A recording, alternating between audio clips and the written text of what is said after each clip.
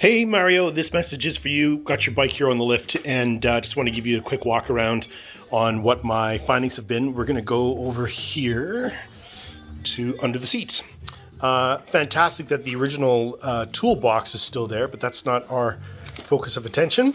Also, you've got a spare spark plug carrier here. This is empty, but very cool that all this stuff is intact.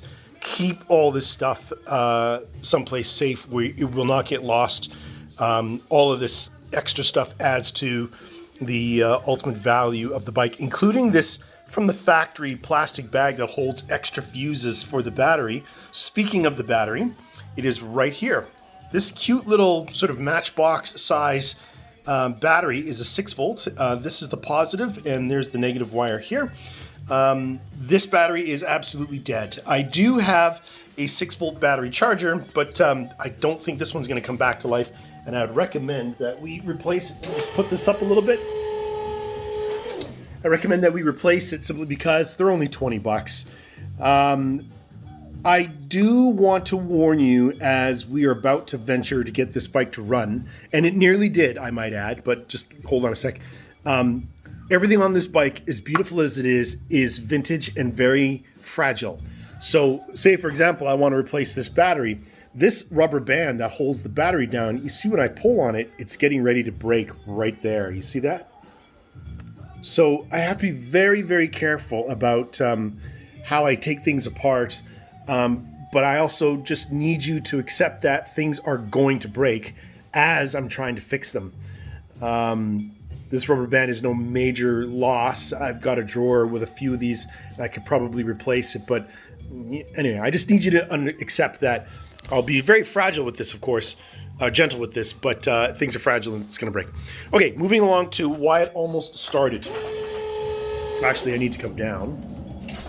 All right. Inside here, I know you've looked. You take the gas cap off and somebody has treated the gas tank with a rust proofing. You probably see it sort of reflects the color white.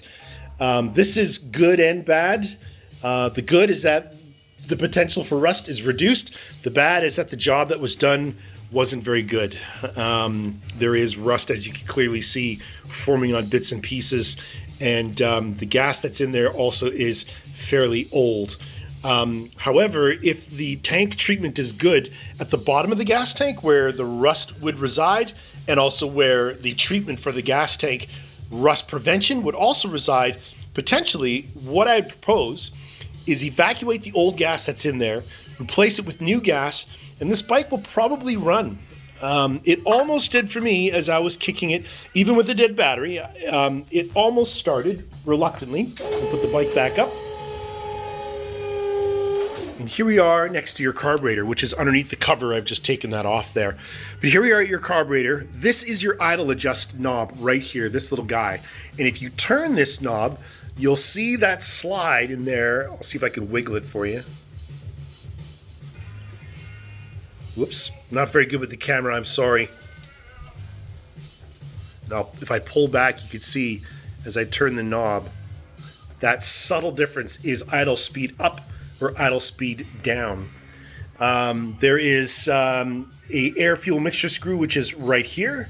And this carburetor is mostly wet because when the cover is on it, it's pretty much right against the side of the carburetor. It comes in really close like that. And this limits the amount of air that goes in. This is all done by manufacturer. I am inclined to think that if I remove this carburetor very, very gently so that these hoses and stuff don't break, and there's an oil feed line in there as well that I have to be very careful of, that I could probably get what old gas is in there out of there, clean as best I can, put it all together, and this bike should run.